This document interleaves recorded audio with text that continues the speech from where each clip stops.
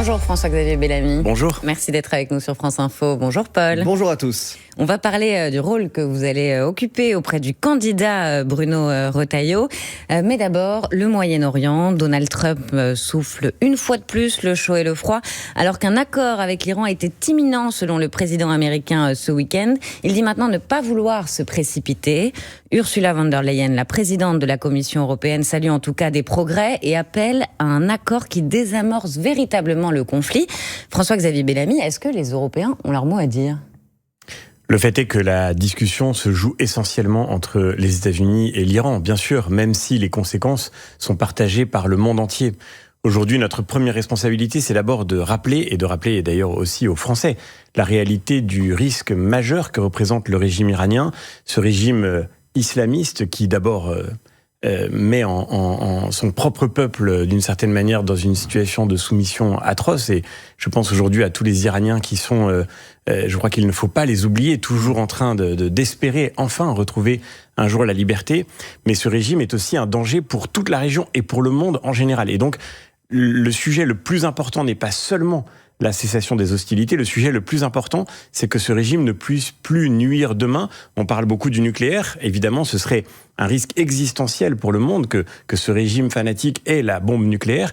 Mais il faut aussi réfléchir à tout ce qui touche directement les pays qui entourent l'Iran. Je pense à toutes les milices que l'Iran n'a cessé d'armer et de financer pour pouvoir déstabiliser la région autour de lui. Un mot encore pour qualifier ce projet d'accord. Même dans le camp républicain américain, le sénateur ultra-conservateur texan Ted Cruz ou encore l'ancien chef de la diplomatie de Trump, Mike Pompeo, jugent ce projet d'accord trop favorable à l'Iran. Vous qui suivez de près ces questions en tant que député européen, est-ce que vous partagez leurs inquiétudes ? Mais on n'a pas encore le projet d'accord. Mais de ce qui est dans la presse, il y a quand même beaucoup dans la presse.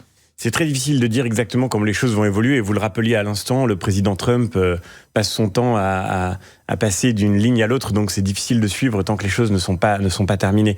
Le fait est que oui, moi je crois qu'il y aurait un danger majeur à laisser l'Iran sortir en position de quasi-vainqueur d'une situation de conflit. Parce que ce régime iranien, je le répète, si il a été affaibli, aujourd'hui, il n'est pas à terre. Et par conséquent, si demain il devait s'en sortir indemne, eh bien, ce serait l'occasion pour lui d'être une menace encore plus grande pour les États de la région. Et je ne veux pas citer que nos pays européens, mais tous les pays arabes qui entourent l'Iran. Je pense aux Émirats arabes unis, je pense à l'Arabie saoudite, je pense bien sûr au Liban, qui est aujourd'hui encore victime du Hezbollah, une milice armée et financée directement par l'Iran et qui vole sa souveraineté et sa sécurité en même temps.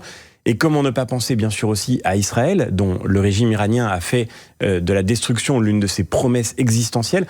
Tous ces pays-là aujourd'hui espèrent que le régime iranien ne sera plus en état de nuire à l'issue de cet épisode. François-Xavier Bellamy, vous parlez du Liban. Justement, au moins 10 personnes, dont 6 secouristes et une fillette, ont été tuées vendredi dans des frappes israéliennes dans le sud du Liban, selon le ministère libanais de la Santé, et en dépit du cessez-le-feu. Que peut faire la France pour le Liban ? Est-ce qu'il faut hausser le ton contre Israël ? D'abord, le Liban traverse une tragédie absolue. Après des années de guerre civile, après tant de conflits, aujourd'hui encore, le Liban est précipité dans la guerre. Je m'y rendrai ce soir pour plusieurs jours pour être aux côtés du peuple libanais qui traverse une épreuve immense et pour redire ce qui est, je crois, la responsabilité directe de notre pays, la France, et de l'Europe au Liban aujourd'hui. Nous avons le devoir de contribuer à ce désarmement du Hezbollah qui est la condition pour que le pays retrouve la paix et la sécurité. Vous avez rappelé ces bombardements meurtriers qui aujourd'hui malheureusement touchent des civils. La vérité, c'est que le Liban ne connaîtrait pas cette tragédie si le Hezbollah n'avait pas décidé une fois de plus de l'entraîner dans sa guerre suicidaire contre Israël. Et les Libanais sont dans une écrasante majorité d'entre eux conscients de l'urgence du désarmement de cette milice pour retrouver la paix. Et les discussions de paix qui sont en cours entre le gouvernement israélien et le gouvernement libanais sont l'un des plus grands espoirs que nous ayons depuis très longtemps pour que le Liban retrouve à la fois sa sécurité et, je le redis, sa souveraineté et la démocratie qui le caractérise. Mais donc le ton du président vis-à-vis d'Israël, pour vous, c'est le bon ton, et le ton du chef de l'État dans le conflit au Moyen-Orient depuis le début, Emmanuel Macron, qui a tenté avec le Royaume-Uni de mettre sur pied une mission internationale pour libérer le détroit d'Ormuz une fois que le conflit sera terminé. Est-ce que le chef de l'État a la bonne position ? Ce que je me borne à constater malheureusement et à déplorer depuis des années, ça n'est pas nouveau, c'est qu'il y a une grande complaisance malheureusement de la diplomatie française à l'égard du Hezbollah au Liban. Et cette complaisance, elle doit cesser. Quand j'entends après que le Hezbollah a tué 2 de nos soldats sous casque bleu, dans une force de maintien de la paix, quand j'entends que la ministre des Armées met sur le même plan le Hezbollah et l'armée israélienne, mais je me dis, on a perdu la tête.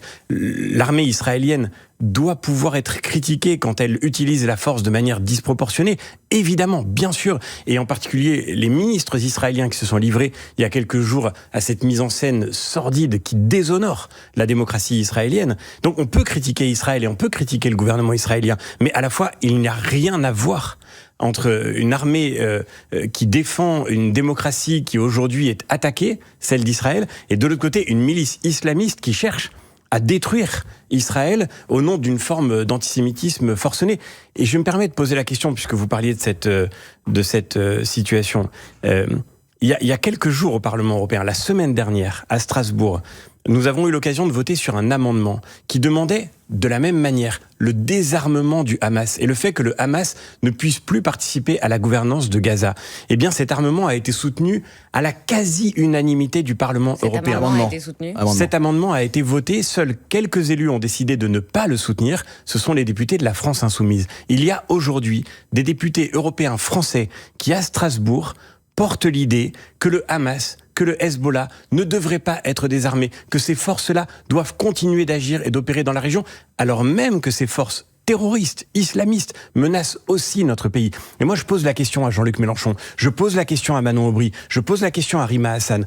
Comment peuvent-ils assumer de soutenir ainsi des forces terroristes qui ont tué des soldats français, des forces terroristes qui mettent en danger la survie même d'Israël et qui, le 7 octobre, ont démontré avec le Hamas qu'ils n'étaient pas là pour défendre les droits du peuple palestinien, mais pour assassiner le plus d'Israéliens possible seulement parce qu'ils étaient Israéliens, des enfants, des femmes, seulement parce qu'ils étaient juifs. Est-ce que c'est ça la voie de la paix ? La réponse est bien sûr non. Vous évoquez Israël, le Liban, le nucléaire. Il y a une autre question majeure. Tous les regards se tournent évidemment vers le détroit d'Ormuz qui reste bloqué.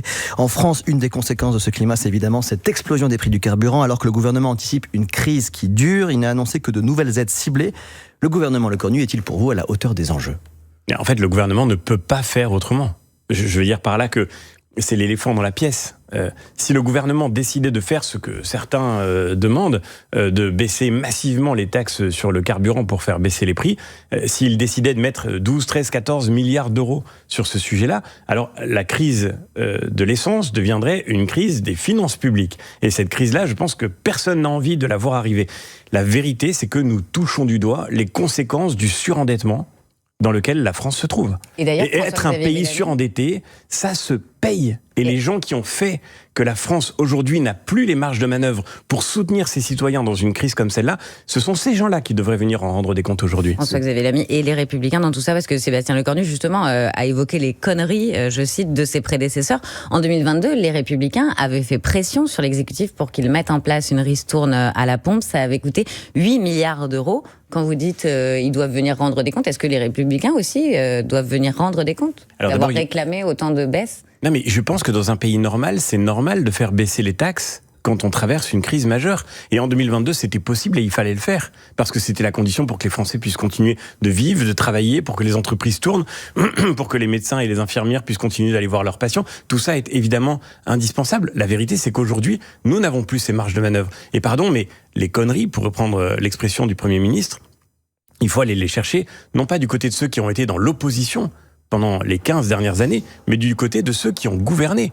Nous étions de ceux qui disaient, il y a quelques années de cela, quand l'économie mondiale était au beau fixe, quand les taux étaient très bas, nous étions de ceux qui disaient, c'est le moment de se désendetter. Et on nous regardait avec une forme de mépris, parce qu'on nous expliquait que quand les taux sont bas, ce serait absurde de ne pas aller emprunter. Eh bien moi je crois l'inverse. Je pense que la dette ça se paye. Je pense qu'il n'y a pas d'argent magique. Et je pense que ceux qui ont mis la France dans cette situation de surendettement, en effet, font qu'aujourd'hui, malheureusement, eh bien, elle est privée de marge de manœuvre pour faire ce qui serait pourtant nécessaire, c'est-à-dire aider les citoyens, faire baisser les taxes en urgence et faire en sorte que les prix du carburant restent accessibles pour les Français. La Russie a confirmé avoir utilisé ce week-end pour la 3e fois son missile Oreshnik, capable d'emporter, on le sait, une ogive nucléaire au cours de frappes massives sur Kiev qui ont touché des immeubles, des écoles, un marché, des médias européens. 4 morts, plus de 100 blessés. Vous qui défendez depuis longtemps l'idée d'une Europe puissance, où est-elle ce matin, l'Europe puissance, et que peut-elle contre Vladimir Poutine ? Mais l'Europe, elle est avec l'Ukraine qui se bat pour assurer sa sécurité, pour retrouver sa liberté et qui condamne ce régime terroriste qui aujourd'hui, mais depuis maintenant tout le temps qu'a duré cette invasion massive, qui ne cesse de montrer son vrai visage. Regardez quand même ce qui se passe. Volodymyr Zelensky avait accepté que la place rouge soit protégée de toute attaque le jour de la parade que voulait organiser Vladimir Poutine. Et la négociation qui était proposée par le Kremlin à l'époque, c'était que si la place rouge était touchée, alors les populations civiles ukrainiennes seraient frappées avec une violence absolue. Volodymyr Zelensky a tenu sa parole. L'Ukraine a respecté cette parade, quelle que soit la brutalité que l'Ukraine subit de la part du régime de Vladimir Poutine depuis des années maintenant. Eh bien, quoi qu'il en ait été, aujourd'hui, la Russie s'attaque à des civils, s'attaque à des familles, s'attaque à des enfants avec des missiles longue portée qui sont le signe, d'ailleurs, le message envoyé par le régime russe qu'il est capable de lancer des frappes nucléaires. Ce régime terroriste et dangereux, ce régime doit perdre cette guerre, parce que si il devait l'emporter, alors c'est toute la sécurité de l'Europe qui serait mise en danger. Oui, et c'est ce que Bruno Retailleau a rappelé en allant à Kiev il y a quelques jours seulement, et c'est ce que nous redisons aujourd'hui en continuant de soutenir l'Ukraine. Est-ce que les Européens font vraiment peur à Vladimir Poutine ? Parce que vous dites les Européens sont aux côtés de l'Ukraine. L'adhésion de l'Ukraine à l'Union européenne divise, et dans ce contexte, le chancelier allemand, Friedrich Merz, propose que l'Ukraine devienne membre associé de l'Union avant de devenir un État membre. Ça permettrait à l'Ukraine de demander l'aide des autres pays de l'UE en cas d'attaque russe. Est-ce que c'est une bonne idée selon vous ? Mais alors, l'aide est là, parce qu'encore une fois, si l'Ukraine tient avec tant de courage, c'est grâce à l'incroyable énergie, à l'ingéniosité et à l'engagement de ses forces armées, mais c'est et de toute sa société, mais c'est aussi parce que l'Union européenne continue de soutenir cet effort de guerre ukrainien, et c'est ce que nous n'avons cessé de défendre. Sur la proposition que fait le chancelier Merz, il rejoint l'un des engagements de campagne que j'avais défendu pendant notre dernière campagne européenne, l'idée que, je le crois profondément, nous ne pouvons plus aujourd'hui rester dans ce blocage sur le sujet des élargissements. Nous ne croyons pas à l'élargissement de l'Union européenne, à l'Ukraine, mais à d'autres pays non plus. Quelle que soit la proximité que nous voulons avoir avec ces pays, je pense à l'Arménie qui, par exemple, il y a quelques semaines, a demandé de devenir un État membre de l'Union européenne. J'ai défendu, je ne cesserai jamais de défendre la sécurité et la souveraineté de l'Arménie. Je ne crois pas pour autant que demain l'Arménie sera un État membre de l'Union européenne. Et donc, il faut, c'est ce que je crois depuis longtemps, revitaliser le principe de l'État associé. Des États doivent pouvoir s'arrimer à l'Europe sans devenir des États membres. Et c'est la perspective que nous devons offrir à tous ces pays qui, aujourd'hui, aux marges de l'Europe, ne sont pas, je le crois profondément, destinés à devenir des pays membres à part entière, à rejoindre le marché unique. On sait très bien ce que ça provoquerait de déstabilisation pour nos pays aussi d'Europe occidentale, d'incohérence au sein du marché unique, ou bien d'incohérence tout simplement dans nos règles de fonctionnement. Je ne crois pas que l'Europe soit prête demain à s'élargir à nouveau. Je pense en revanche qu'elle doit tendre la main à des pays qui veulent s'arrimer à l'espace européen, et nous y avons d'ailleurs un intérêt géopolitique évident. On entend votre position, François-Xavier Bellamy. Dans un instant, on va parler immigration et 2027 aussi, parce que vous soutenez l'un des candidats, Bruno Retailleau, le chef des Républicains. Mais pour l'instant, il est 8h47 et c'est l'info en 1 minute avec Maxime Glorieux. Les États-Unis semblent jouer la montre. Un accord avec l'Iran était envisagé hier. Il reste toujours possible aujourd'hui, assure le secrétaire américain Marco Rubio. Le temps joue en notre faveur, assure Donald Trump. Et en attendant, les prix du pétrole ont chuté de près de 7%. Le baril repasse sous la barre des $100. C'est du jamais vu aussitôt dans l'année. 18 départements en vigilance jaune canicule. Paris, sa petite couronne et l'ouest du pays, de la Charente à la Manche en passant par la Bretagne. La secrétaire secrétaire générale de la CGT, Sophie Binet, mise en examen pour diffamation. Elle l'annonce elle-même ce matin sur France 2. Mise en examen pour avoir dénoncé la répression syndicale chez Tefal, explique Sophie Binet, qui appelle le gouvernement à mettre sur le tapis une loi pour protéger la liberté syndicale. À 40 ans, Gaël Monfils se lance dans son tout dernier Roland-Garros. Il affrontera ce soir un autre tricolore, Hugo Gaston. Pour l'instant, sur les 12 Français hier au premier tour, seuls 2 n'ont pas été éliminés, Quentin Alice et Valentin Royer. France Info. Le 8-30 France Info. Agathe Landray, Paul Larouturou. Avec François-Xavier Bellamy, député européen et vice-président des Républicains. Avant de parler immigration, la canicule qui touche la France, Paul. Monsieur Bellamy, vous défendez une écologie conservatrice. Ce matin, une grande partie de la France se réveille sous un dôme de chaleur exceptionnel, jusqu'à 38 degrés attendus un 25 mai, des écoles qui s'adaptent, 18 départements en vigilance jaune canicule. À quoi ressemble concrètement, selon vous, une réponse de droite face à ces épisodes climatiques extrêmes ? D'abord une réponse pragmatique sur l'urgence de la transition pour protéger notre monde de ce changement climatique.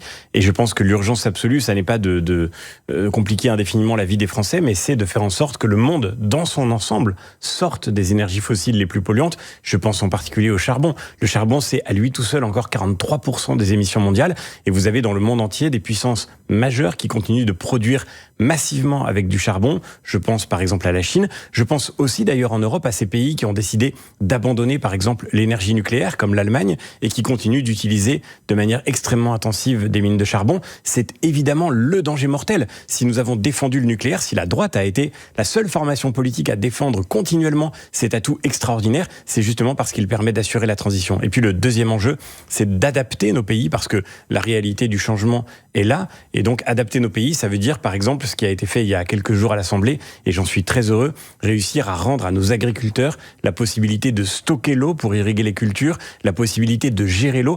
Le paradoxe, c'est que les mêmes écologistes qui parlent du changement climatique en permanence et qui ont raison d'alerter sur le risque, ces mêmes écologistes sont souvent ceux qui voudraient nous empêcher de nous adapter à la réalité de ce changement. Il faut au contraire, de manière là encore pragmatique et rationnelle, se donner les moyens d'affronter la transition que nos pays vont devoir connaître pour être prêts à gérer cette évolution. François-Xavier Bellamy, à l'approche de la présidentielle, les candidats ou potentiels candidats avancent leurs pions et leurs propositions.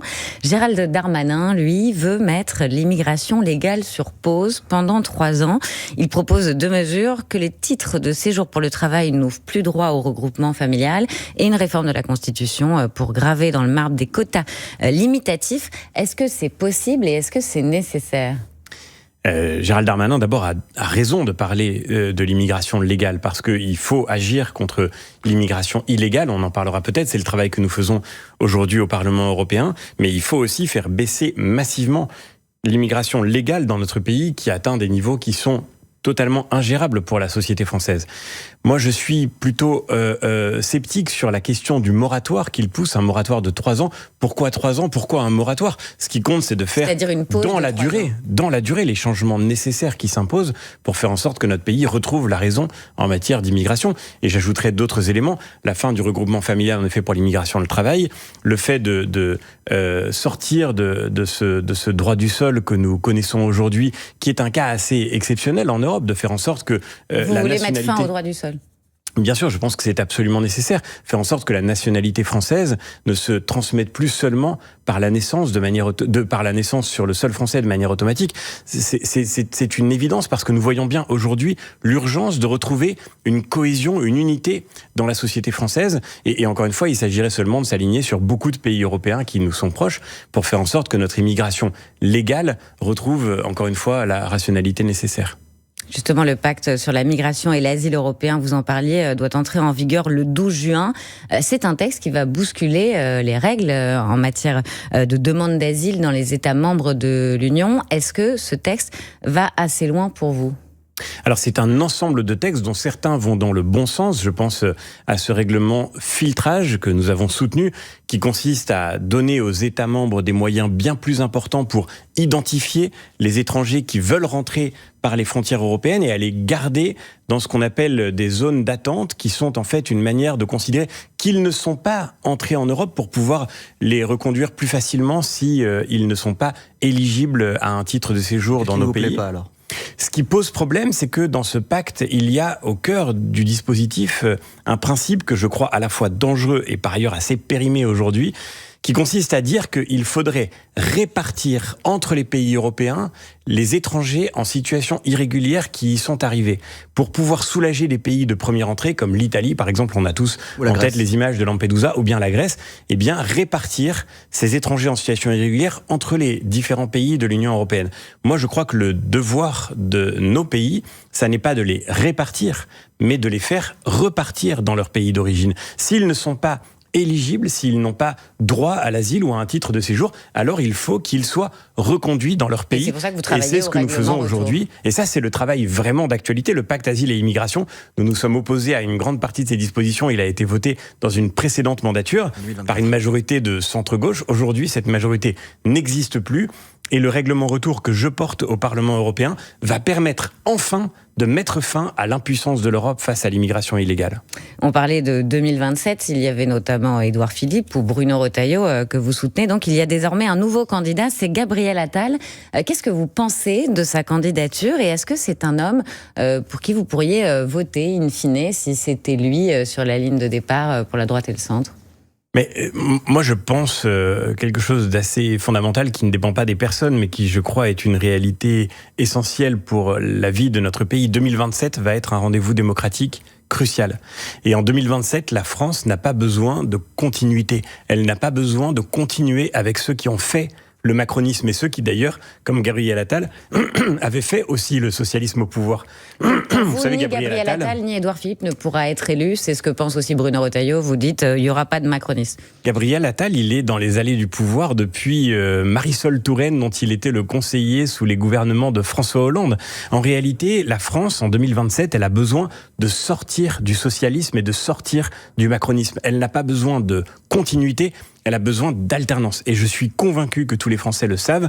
Et c'est la raison pour laquelle il sera très difficile, quelle que soit leur critique d'aujourd'hui à l'endroit du président de la République. Gabriel Attal est très dur sur Emmanuel Macron. On aurait presque envie de lui dire, c'est dommage de ne pas avoir parlé aux Français plus tôt du problème que représentait le pouvoir de ce président. Le fait est que, quelles que soient les critiques qu'il lui adresse aujourd'hui, Gabriel Attal doit beaucoup à Emmanuel Macron. Il a participé de l'intérieur à la totalité de ces deux quinquennats. Ce sera difficile de nous expliquer que c'est lui qui peut faire le changement dont les Français ont tellement besoin. Sauf que celui qui est le plus bas dans les sondages aujourd'hui, entre 7 et 10%, c'est Bruno Retailleau. C'est pas Gabriel Attal ni Édouard Philippe. Est-ce que vous êtes sûr que les Français veulent pas d'un macroniste ? Et est-ce que vous appellerez Bruno Retailleau à se retirer s'il est toujours dans cet étiage-là ?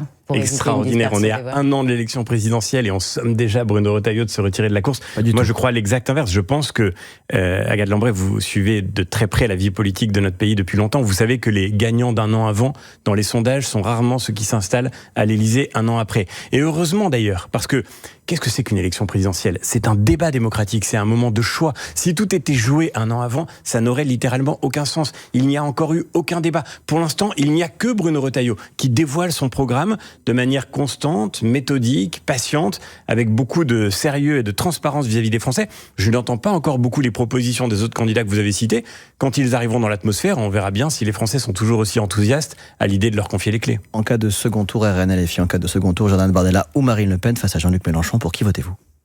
Non mais alors, encore une fois, je ne vais pas me prononcer sur un second tour qui n'existe pas. Moi, je considère aujourd'hui, je vais être parfaitement clair, que le plus grand danger pour la vie démocratique de notre pays aujourd'hui, c'est la France insoumise. Et je reviens à ce que je disais tout à l'heure, quand vous avez vous votez Bardella ou Le Pen ? Quand vous avez Si le plus grand danger c'est LFI, vous votez RN, ça veut dire ? Mais évidemment, je combattrai la France insoumise par tous les moyens possibles.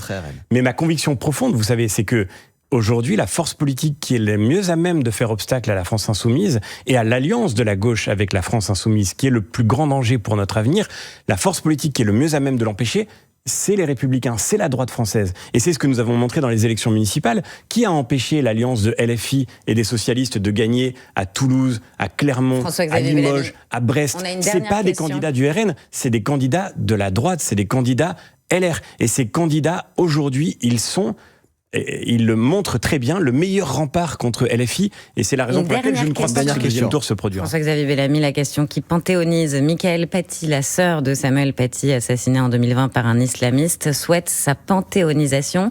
Une pétition en ligne a recueilli des dizaines de milliers de signatures. Édouard Philippe y est favorable à cette panthéonisation de Samuel Paty, et vous ?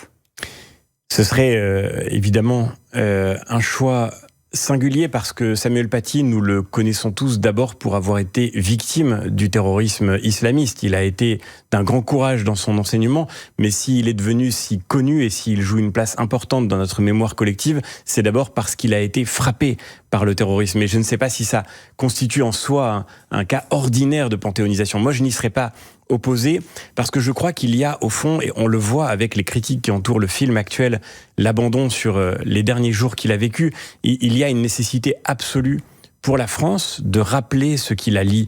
Nous n'avons jamais le droit de céder face au terrorisme islamiste. Et ceux qui, en particulier aujourd'hui, malheureusement à gauche ou à l'extrême gauche, ceux qui nous expliquent que Samuel Paty serait d'une certaine manière un peu responsable de son sort, parce qu'en faisant un cours sur les caricatures de Mahomet, il aurait attiré contre lui une vindicte presque légitime, ceux-là sont infiniment coupables parce qu'ils voudraient justifier ce qui doit pour toujours rester absolument injustifiable. Merci beaucoup François-Xavier Bellamy d'avoir répondu aux questions de France Info. Merci Merci, à demain. Vous restez avec nous tout de suite, les informés.